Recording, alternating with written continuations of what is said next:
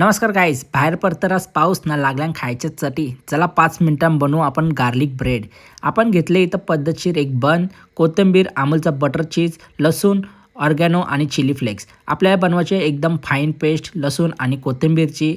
आपल्या काढायचा अमूल बटर आणि एका बाउलमध्ये आणि आपण पेस्ट बनवली ती पी काढून घ्यायची. ना आपल्याला घ्यायचा ऑर्गॅनो चिली फ्लेक्स. ते एकदम पद्धतशीर टाकायचं त्याच्यामध्ये आणि मिक्स करायचे एकदम फाईन पेस्टमध्ये. आपल्याला घ्यायचा बन, त्याला कापायचा मच्छा नाही तर आपण जो पेस्ट बनवली ती लावून घ्यायची एकदम पद्धतशीर. बिलकुल कंजूसी करायची नाही, भरभरून टाकायचा.